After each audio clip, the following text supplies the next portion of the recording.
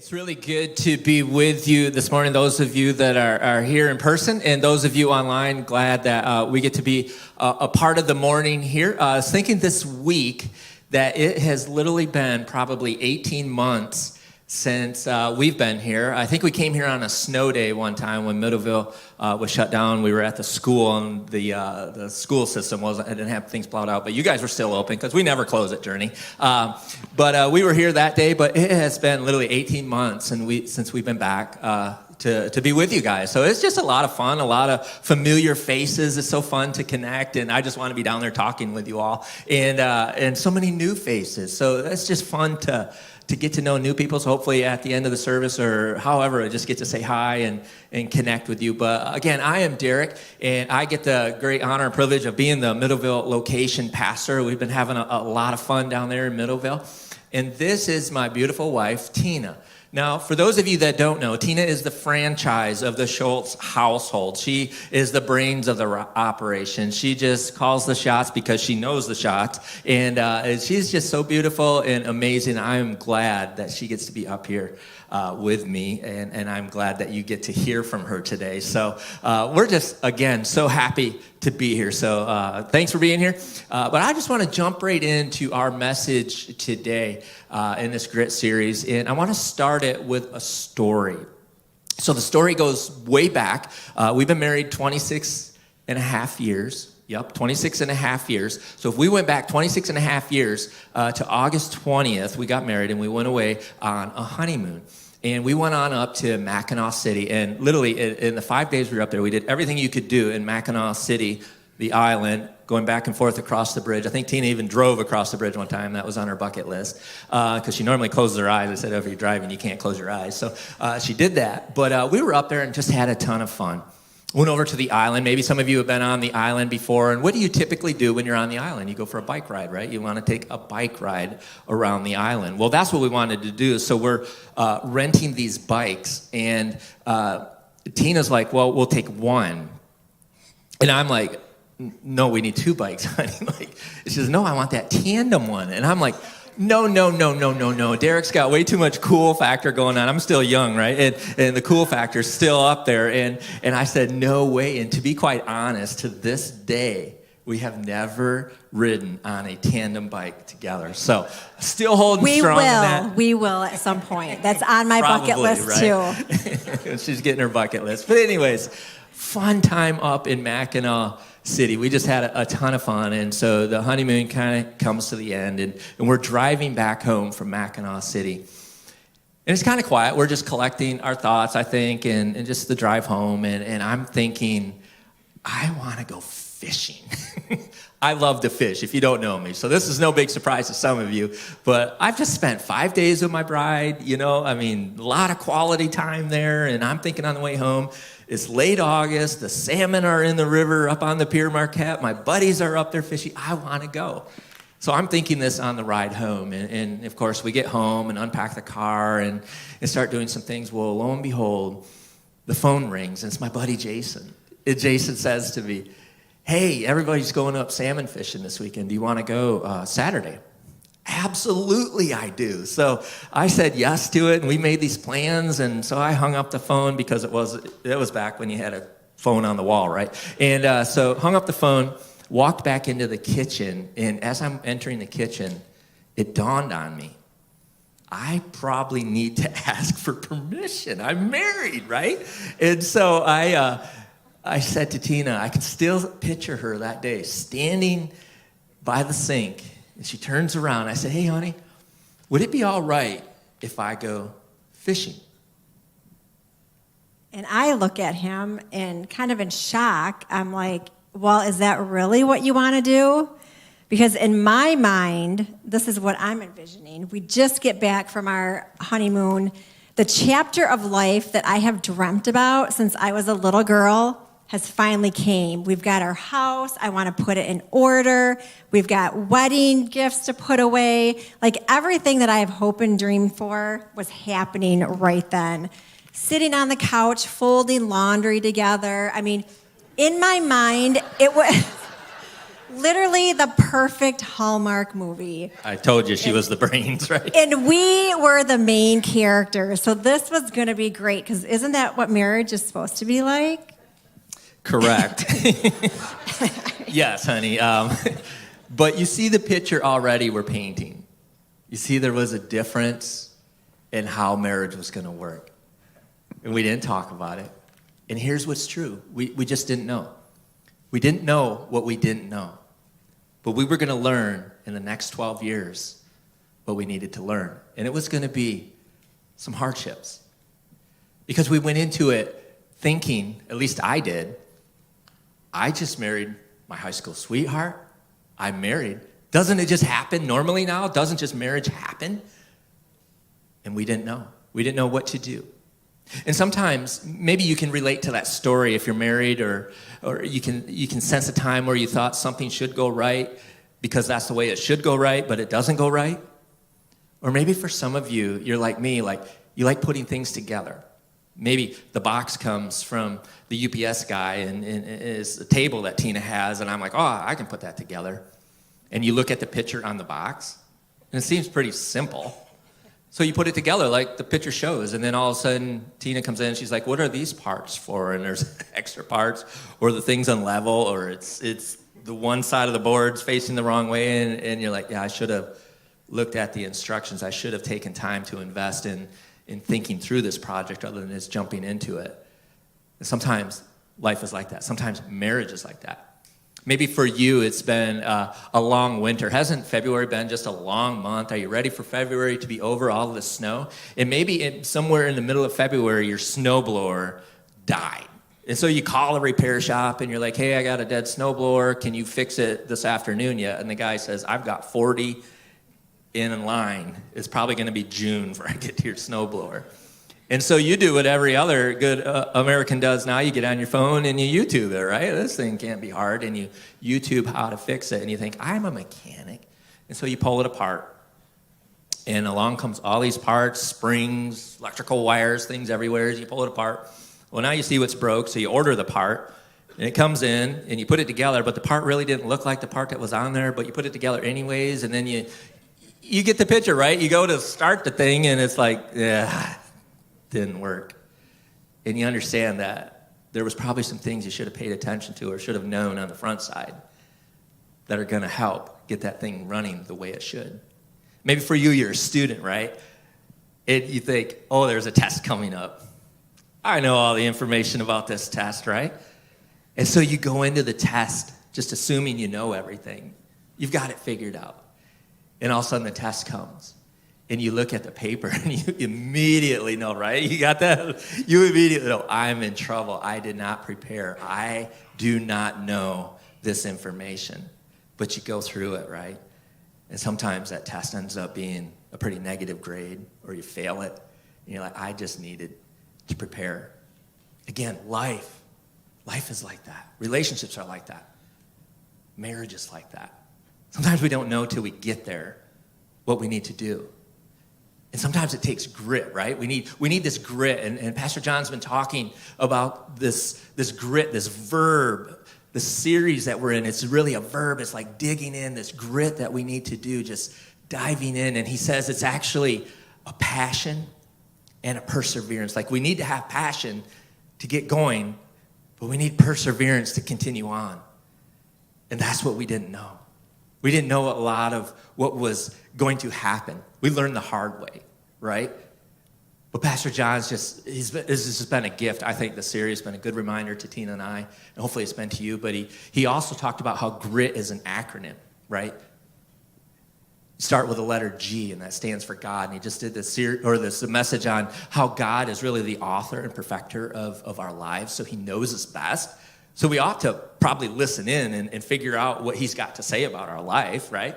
But he's also the designer of marriage. And so he's got a lot to say about marriage and how that should flow good. And so John talked about like how we might learn to evaluate ourselves, to evaluate our spouse. He talked about the love language test. Maybe some of you took that. There's just some ways that we can let God invest into us, but we got to open up to that. And then he last week did this really cool series on resolve, talking about the things that other people see that we don't see. It's like that when you're in the car, you always have that blind spot. Sometimes we need other people to pull out the blind spot and say, here's something going on in your world. I don't know if you know about this. And sometimes we don't like to hear about that. And sometimes there's some things we only know about ourselves that we got to get some help with. And that was really about the resolve. How do we get help? How do we have some healthy people in our life? Well, if you haven't figured it out yet, we're on the next letter, I, and that stands for invest. Invest. How do you invest in a healthy way that builds healthiness into your marriage or into your relationships or whatever that looks like? Maybe you're a son or a daughter of some parents. Whatever that really, how do you invest in healthy ways, can apply to all, to build healthiness, to cultivate good things in your marriage? Well, the Apostle Paul actually gave us a little bit of a window in how to do that. In Romans 12:2, he's writing a passage, or he's writing to a group of people here that are in a culture that isn't really jiving with Christianity. It's not really mixing well. There's a complete difference going on. And Paul's helping these people understand that there's a way that they're living that isn't the way God designed. Let me read this verse for us. It's chapter 12 of Romans, verse 2. You've probably heard it before. Do not conform to the pattern of this world. So we got to understand there's patterns to the world. Everything that we do has a pattern. Even in marriage, there's a pattern of the world. And it don't take us long to look around the world. And it's not just the secular community. It's the church too, right? That we can easily get caught in a pattern of the world. In marriage struggles and oftentimes ends in divorce, right? So we understand there's this pattern in the world. Paul's saying, don't conform to that, but be transformed by the renewing of your mind. So there's this renewing that has to happen. And here's what will happen when we renew it. Then you will be able to test and approve what God's will is, his good, pleasing, and perfect will. See, God has a way. He has a design. He made us. He called forth marriage. He called forth relationships. He wired us to be relational. So he has a way that works, that's beneficial. It's not just beneficial to you and to me and Tina, but it's beneficial to the world. See, God's going to show his love to the world by his people, through marriage even. And so what we'd like to do is just share with you some things, principles, I might say, with little added points to them. We're going to give you a bunch of information. So I'm not saying everything that we say is like golden and things, but you might want to take some notes because we're going to talk a lot. So maybe on your phone, you might pull out the notepad and take some notes, something that just stood out to you. Because if you're anything like me, you'll hear it and soon forget. And you're like, what did he say? And then Tina's got to remind me, and those type of things. But so just write it down, because hopefully it's for you. But we just want to jump into these 3 principles that for us, I talked about those 12 years. We hit the 13th year. It was a rebuilding year. And we had counselors, and we had pastors, and we had friends and mentors, and people coming in and building into us. And then guess what? The things that we're going to share with you were the foundation to what was going to help us transform our mind and invest into a healthy marriage. So I'm going to let Tina talk to you for a little bit on the first part. Yeah, so I want to start with kind of a little backstory here. When we first started doing this, mentoring couples, talking to couples, we had just come out of 12 years of it not being so good. And I remember the very first couple that came up to us and wanted us to sit with them and like mentor them. And Derek and I kind of looked at each other like, we can tell you what not to do. Because we really did, that's really all we had going for us. So here we are, fast forward another 13 years, and we've used these principles ourselves. We've worked with couples, and they really do seem to work very well. So anyway, the first one is investing in yourself. So these are things that you can do to make yourself better. A lot of times people go into a marriage or go into a relationship, and they think right away, the first thing they think is, oh, I'm going to change that person. If there's something they don't like, oh, I'm going to change them. And with ultimately, the first person that needs to change needs to be you. And even for us, that's really the first thing that happened. I mean, after 12 years, I knew that I couldn't change him. I tried for 12 years. It didn't work. I just ended up being frustrated, a lot of resentment, bitterness. So I knew, like, okay, the change has to start with me. So investing in yourself. So the first one in that category is to be teachable. And being teachable is actually an act of humility. It's basically admitting that we don't know everything and that there is room for us to grow in. There's always room to go. And I think so often people get so stuck in their ways, or they think their way is the right way. So really to practice humility and be teachable. Listening to advice. You don't always have to take the advice, but at least listen to it. And especially if it's coming from somebody that has a lot of experience in it, it's probably a good idea to maybe listen to their wisdom in that. Another big one that we ran into, and we feel like we see a lot of couples that kind of run into this too, not always having to be right. A lot of times when there's a conflict, argument, whatever, a disagreement, there's always somebody in that relationship that feels like they have to be right, whether they're right or not. They still feel like they have to be right.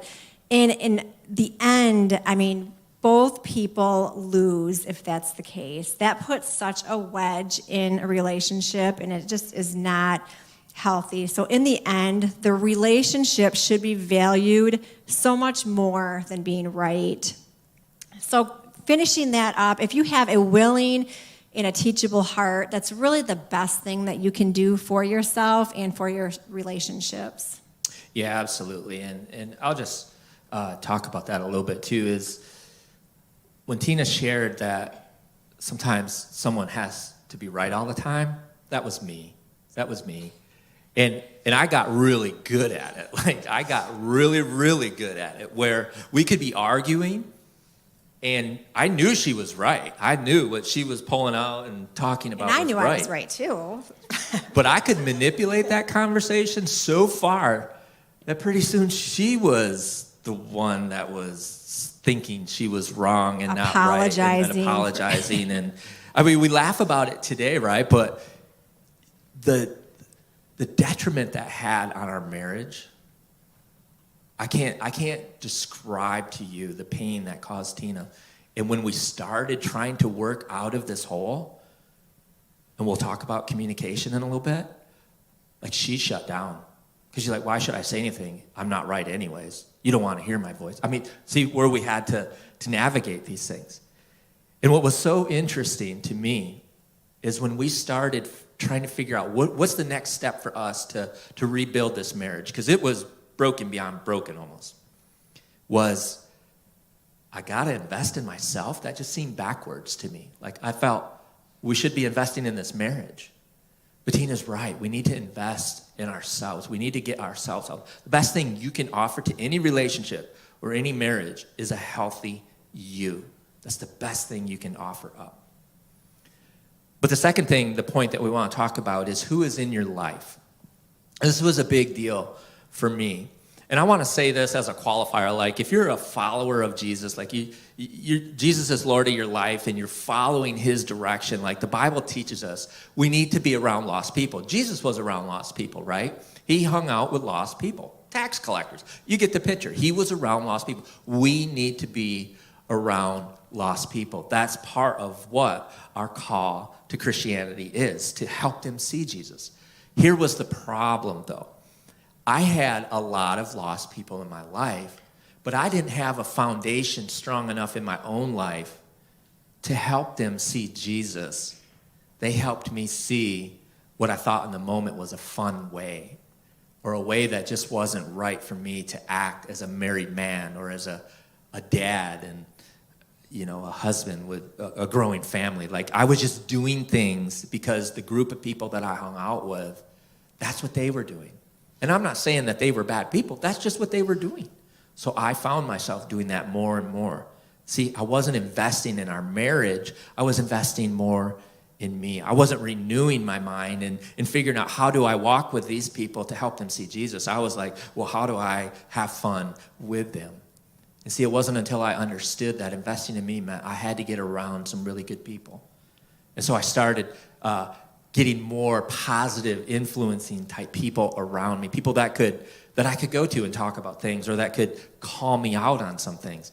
I needed some good people in my life. And so maybe the question you would just ask yourself today is, you would take an account of who is in your life. Do you have a good balance of people that you're accountable to, that are speaking into your life, some godly wisdom? And also, do you have some lost people that you're able to build friendships with, but you have boundaries on those friendships? We have to do both. So Tina's going to jump on the last one here.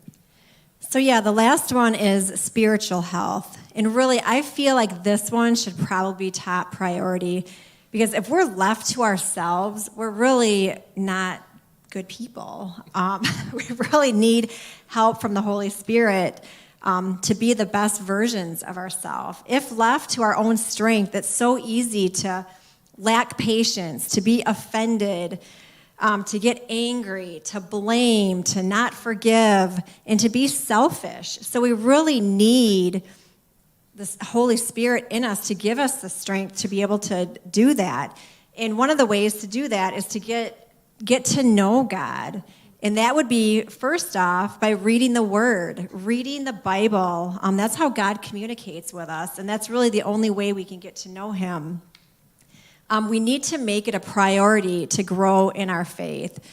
Get plugged into a church or a small group. Right now, with pretty much every church, I think, in the nation has gone online. You can attend any church at this point. But yeah, just listen to messages, podcasts, maybe do some reading of books, and really start to build your relationship with God.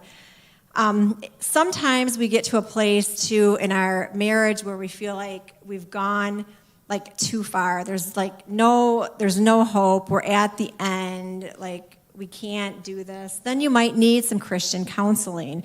And that's okay. We, quite a few times throughout our marriage, we have seen some Christian counseling, and that has really helped us a lot. And lastly, to get a freedom appointment. A lot of times our past experiences or our traumas, they play a huge role in who we are and how we deal with things, how we deal with relationships.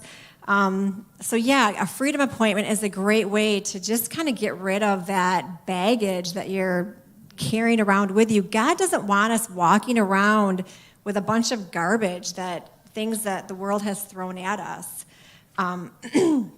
So yeah, just really make God be a priority in your life. I do want to read a verse here in John.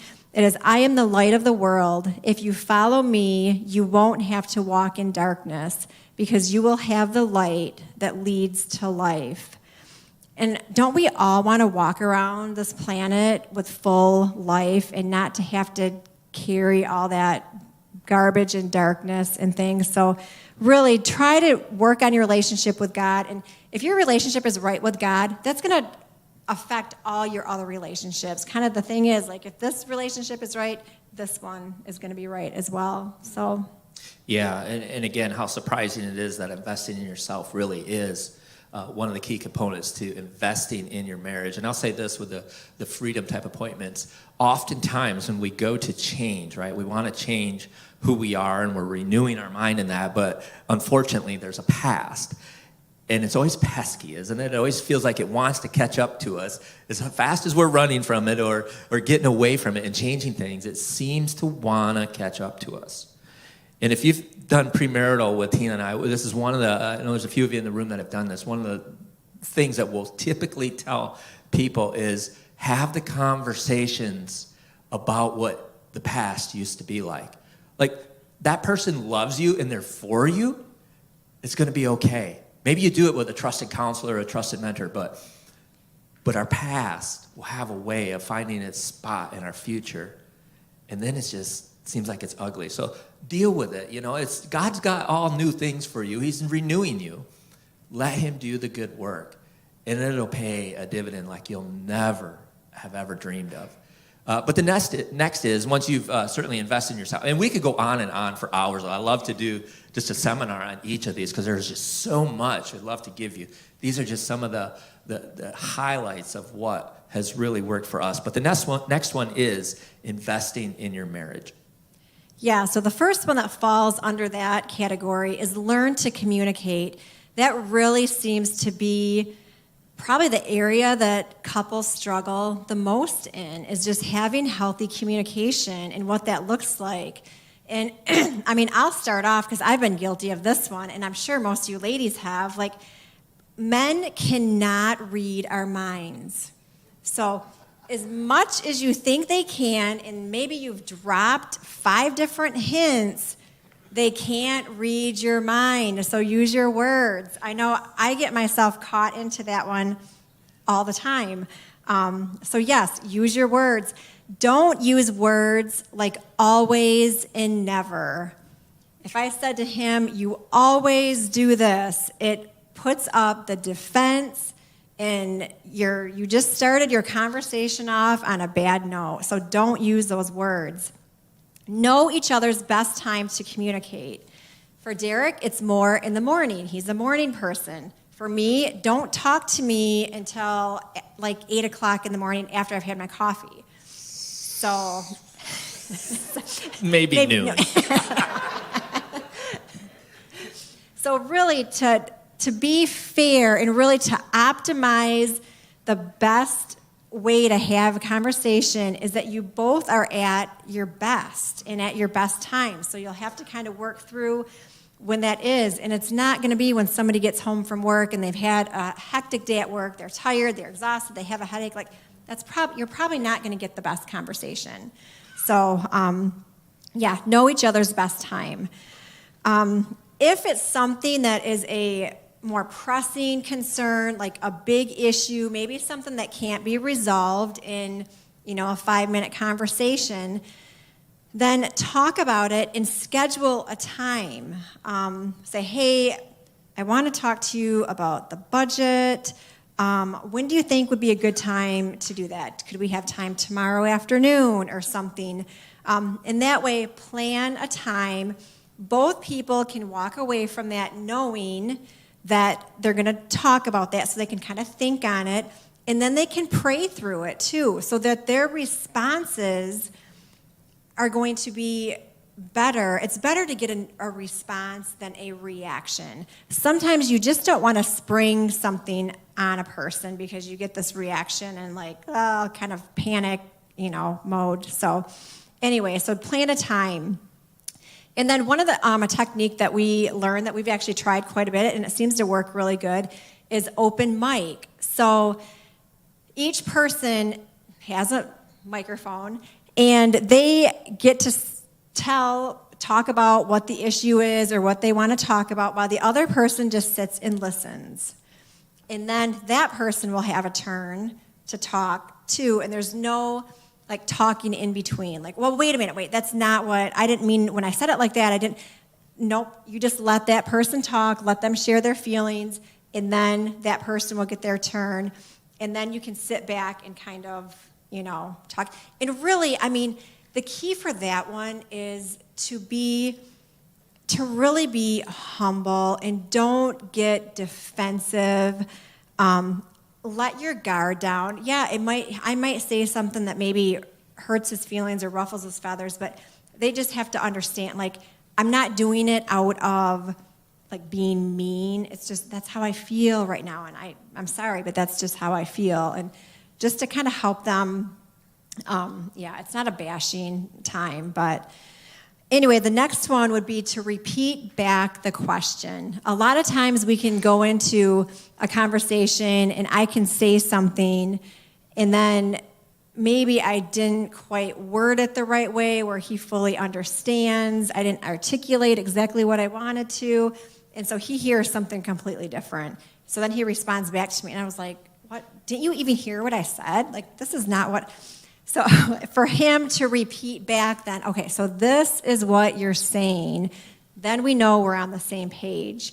And I mean, there is such a long list. We could go on and on with different things, but those we thought were, a few to kind of at least get you guys started in the right direction. And really, the lack of communication can be one of the biggest breakdowns in a marriage. So. Yeah, I want to just share one thing about the communication part. When Tina was talking about that open mic night, that's one of those times where someone could really be slaying their heart open and pouring it out to you. That's not a time to take lightly. And I say this with all great intention and heart in it because I've done it the wrong way for too long. And this was a great tool for us. But if Tina were to lay her emotions down and really talk about a wound or a hurt, now she's still for me, right? She's for me, she loves me, we know all this, but we got to navigate something.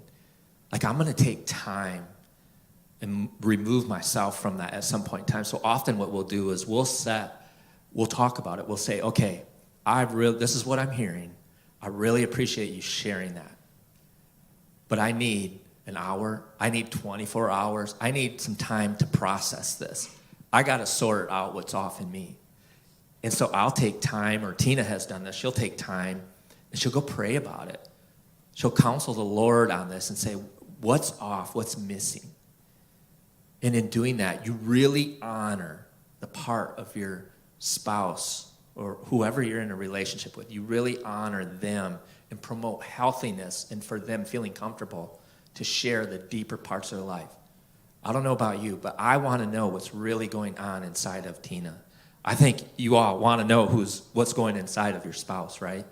And that's a good way to do it, but you have to be very intentional and very deliberate about it, but be very cautious with it too. It's a gift, but it can be done the wrong way. And the second one is to be intentional. So that would be putting the other person first, even when you don't feel like it. There are times where, you're just not going to feel like maybe helping out the other person, but you really need to be intentional with that. Speaking their love language, the very first series, or the first message that John did in the series, actually he kind of hit on the love languages and encouraged people to take that quiz. If you guys haven't done that yet, go back and take it. It's actually kind of a fun thing to do. We did it years ago, and we redid it, and I found that mine have changed. My 1 and 2 have just flip-flopped. But that is a good thing, too, to kind of know how he's wired and for him to know how I'm wired, because we found my number ones are his bottom, and then his number ones are my bottom. So it's easy for me to speak out of my love language to him, but when it's his bottom, it doesn't really do what it's supposed to do. So to really take that time to speak his language. The next one is to plan dates. And that's just a time where you and your spouse can be together by yourselves. Doesn't have to be anything fancy, doesn't have to cost a lot of money. It can literally be just taking a walk to the park, whatever, but especially for young families with kids, because I feel like it's just the kids take so much time and energy, and it's a lot of work to plan when you have kids and a babysitter and all of that, but you need to make that a priority and to be intentional, because at some point, those kids are going to be grown up and they're going to be gone, and you and your spouse are going to be sitting there, and you're going to be like, okay, who are you again? And why did I marry you again? So, the guy that went fishing. Right. So really, to just be intentional with spending time together is huge to invest in your marriage relationship. And then just simple acts. You can leave a note, even just giving a compliment, make their favorite dinner, just simple little things to do that just speak that I love you. Like Derek, every morning when I have to work at 6 o'clock in the morning, he'll get up out of bed, start my car, so I've got a nice warm car to get into, Is it a big deal? No. But you know what? Do I appreciate it? Do I feel loved? Absolutely. So if you just don't want to love your spouse, you want to be in love with your spouse. So these are ways to keep that love going. Yeah, and one way I found to be intentional was, I don't know, guys, if you're like me, but I can forget things really quickly. Case in point was a couple of years ago, I was driving back from someplace and on the highway, and Tina said, hey, could you stop at Walgreens and pick this up, whatever it was? Absolutely no problem. I get home and walk in, and she's like, oh, where's the package from Walgreens? I didn't even stop there. Like, being intentional sometimes means find a way to make sure you stop at Walgreens. Write it down, make a list, things like that. It's just, for me, it's easy to forget certain things. And I want to be intentional with Tina. So for me, it is about sometimes creating a list or just really writing down and thinking through and being intentional in that. But being intentional leads into the last point in this investing in your marriage that Tina and I talk about a lot. Again, if you're in our premarital, you're going to hear this, is what we call 110%. Well, maybe you've heard it said, or someone said about marriage, or maybe you've even thought this way, that marriage is 50-50. Have you ever heard of that? Like, marriage is 50-50. That is not true. Get that out of your head and throw it away. Never return to that. It's 100%. And we just add on the extra 10% because you should go an extra 10% all the time. It's 100%. And what that could look like, I'll give you an example. I mean, you can brainstorm and think what going 110% for your spouse looks like. But for us, this is what it often looks like. And maybe, ladies, you can relate to this. Tina, if you were to see inside of her mind right now, and you could picture this computer screen, she's got about 30 windows open, and they're all active, right? Right now, she's talking to you guys, but right now, I'll guarantee you she has, I'm going to my mom's after this, the laundry needs to be done, we're planning a vacation. She's got all of these things going on while she's doing this. Guess what? I don't. I've got one open. It's this, being with you guys. That's just the way we are. But what happens is often, I know at evening is when Tina, that's her time. That's her time. And I want to invest into Tina. I want to cultivate healthiness in our marriage. And so I might know, hey, the dishes need to be done or the trash needs to be taken out. And you might say, duh, yeah, why wouldn't you just do that? Well, oftentimes, here's what I know is true, is if that's not taken care of, Tina's night isn't complete. And so I can go and do that, or I can ask her, or I can even try to be the really good hubby and figure out on my own what needs to be done. Read right? my mind. Read your mind, yeah. Read your mind. But what that does is that opens up Tina's night, and she'll never say this probably. She'll never, none of you would ever know that we do this, but it freed up her time.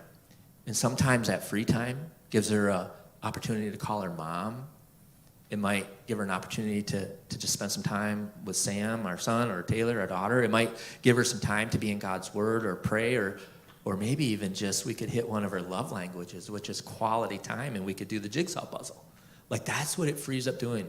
Now, if I was just going to do the 50-50, I might say, well, I cleaned the garage is clean, and that was my part of the deal, or the lawn got mowed, or whatever, right? And that was the part where I quit. I didn't go over and look what her world is about. So just dream about what 110% could look like in your marriage or in your relationships. And I double dog dare you to apply it. But Tina's going to land us on the last point. Yeah, so the last point is God investment.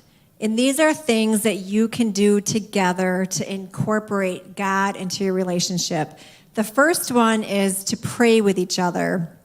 We did not learn this until we were 10 years into our marriage. I'm sure if we would have learned it sooner, probably would have saved us a lot of grief. But anyway, we came away from a marriage conference learning how to do that, and we did it, and it's just stuck with us. And yeah, we to this day still do. Because really, when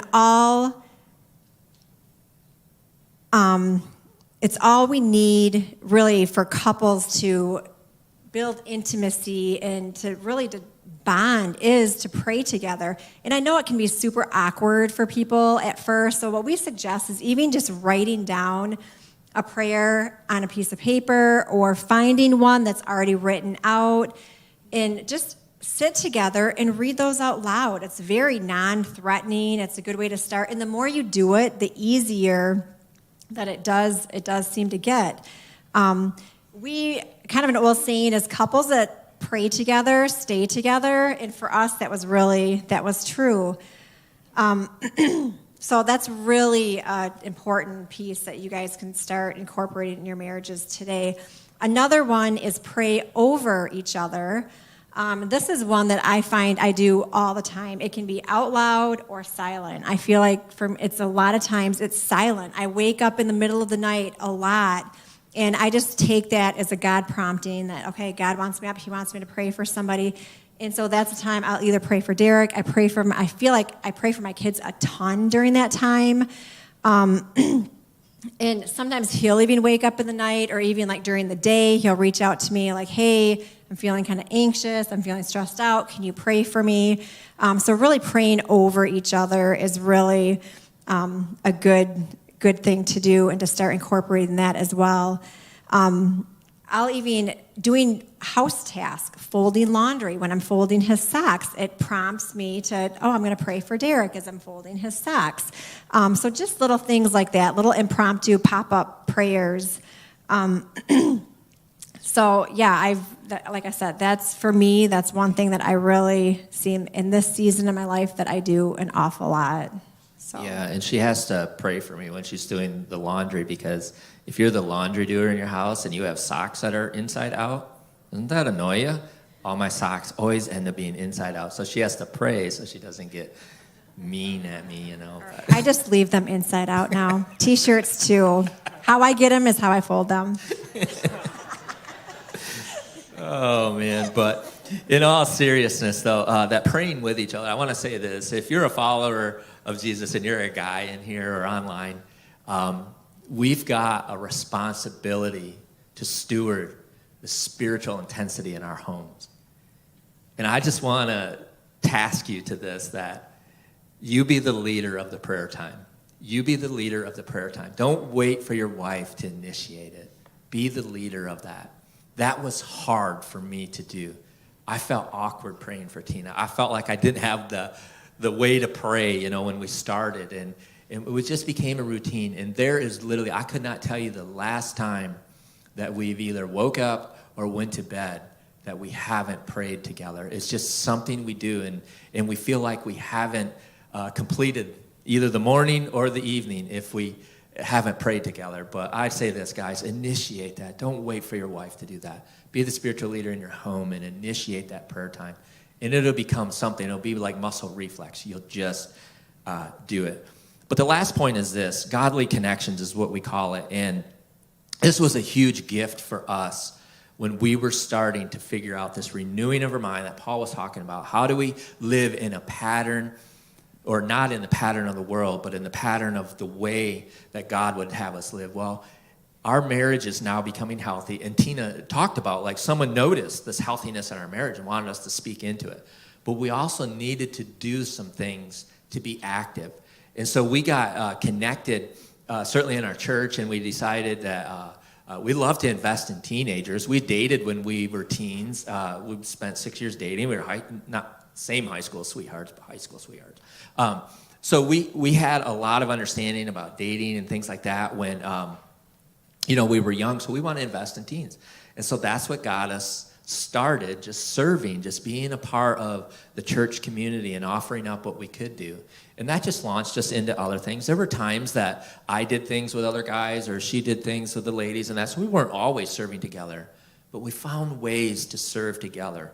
We got in small groups, and that was a gift to us. Remember I talked about who's in your circle or who are you hanging out with? Or you can build some really good friendships by being in small groups of people. Some of the greatest mentors that we've ever had in our lives, some of the greatest friendships that we still have are out of small groups.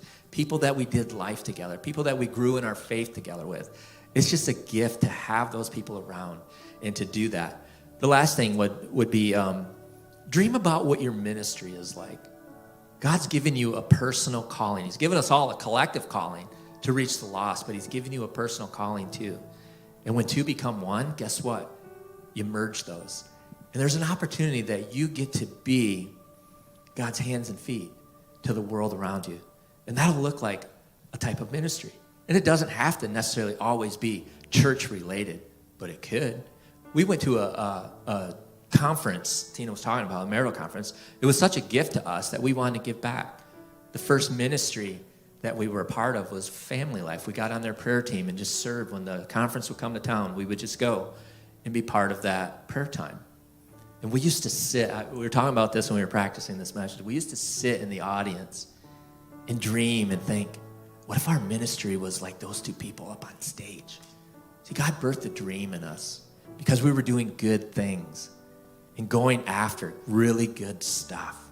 And he birthed that in us. And still today, I don't know how we actually got here, right? Like sometimes we look at each other, how did we get here, right? But we just started following Jesus and refocusing our mind and just reframing that and not living to the patterns of the world. So I just wonder, what is that like for you? See, 12 years into our marriage, it was really hard. We were in a spot where when we sat down with counselors and people, most people were already divorced at this part. And here we are, fighting, not with each other, but fighting for what could be. And we wanted that. And it was hard work. I'll just be honest with you. It was hard work. We had to go back and unpack some things. But it was the right hard work. It was the right hard work. And God and people were investing in us and drawing us to better things. You remember I told you, I remembered the look on Tina's face, that first conversation when we got back from our honeymoon. The reason why was because we had to go back in our story of life when we were in that year, that 13th year, and figure out, where did it go wrong? We needed to figure out that spot. We had to heal that. We had to restore that area. And I thought, it's probably a million places, right? I probably goofed up more than I made right. But God, in all his sovereignty and his grace, took us back to that moment in that kitchen where I can still see Tina's face. It was a face of disappointment. Well, I guess if that's what you want to do. And I never wanted to see that again. So we went back and we healed those things. And it took grit. It really did. Even though we didn't have that language to it, it took grit. It took the verb grit to dig in and go after things, to have a passion for a marriage that could be, and we saw others that it could be, to have the perseverance to go after it. We needed people in our court cheering us on, and we had that. But it took grit. So I don't know where you're at today. Maybe it's a really good season, and I applaud that. But as Tina and I have always said, even the good season can be better. We want better all the time, and God has promised to give us that. So we go looking for that. But maybe it's just a tough season. Maybe it's like, I don't even know how to have a conversation post this message, like with my spouse. There's hope. There's hope, and God always has the answer. I want to read to you one verse. It's Philippians 2:13. Pastor John's been talking about it some, so it'll probably be familiar to you. But I want to read it out of the Passion Translation, just a translation that's got a little different verbiage to it, just kind of gives us a little different understanding or language to it. And it says this: God will continually revitalize you. I don't know about you, but I often need to be revitalized in things, especially in this last year and a half or so. I just need some revitalizing. The question bears to ask itself: do you need revitalizing in yourself? Do you need it in your marriage? Do you need to be revitalized with God himself? I wonder. It goes on to say this: yeah, implanting within you the passion to do what pleases him. He wants to give you, he wants to put in you a passion. Are you lacking passion? Maybe today, that would be a place that you go after, is just ask the Lord, could you impart some passion to me? Maybe for yourself, maybe for your marriage, maybe for God himself. Maybe it's just been a distant season. So I wonder, out of all that, what's the point? What's the one thing that you can take away today? When we were in the heat of going into this rebuilding season, I remember the counselor saying, I want you to pick a goal, like put a big goal out in front of you. What do you want your marriage to look like? What do you want this to be? And it felt like we could never get there. We were so far from it. She said, okay, you got that picture. That's good. Now here's what we're going to do. We're going to build these plateaus, these small goals.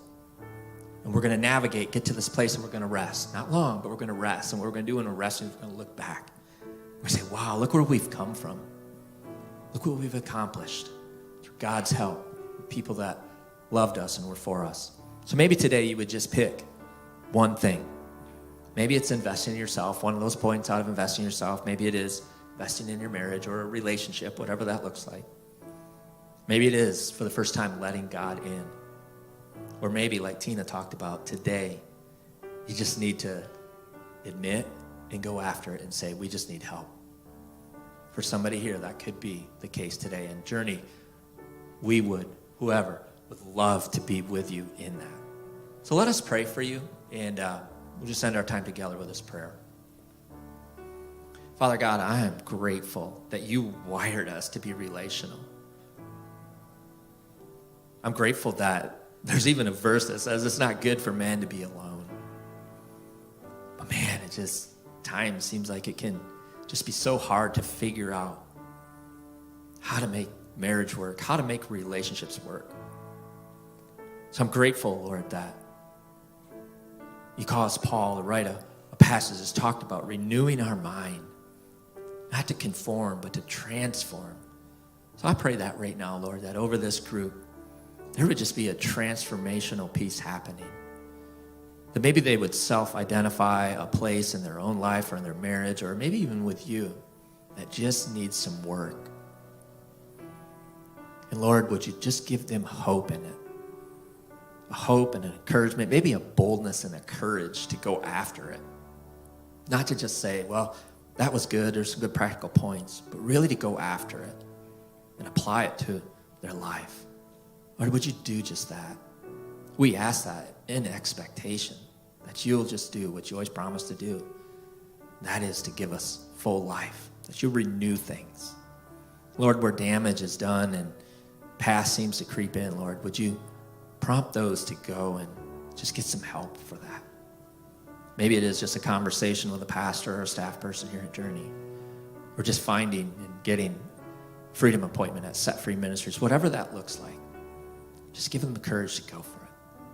Lord, for those marriages that are just blossoming and, man, just having so much fun, thank you for them. We need those. Our world needs those. But Lord, would you just encourage them to even ponder the question or the thought, could it be better? And would you just give them exactly what they need for this season of their life to just make that marriage a little bit better? Thank you, Jesus. Again, you're the author of life. You've given us marriage. You've caused us to be relational. And so we just give it back to you. And our ears are bent towards you. We're listening, wide open. Speak. We thank you, Holy Spirit, for meeting us here, helping us, comforting us, giving us wisdom. We pray these things, Jesus, because you're our King.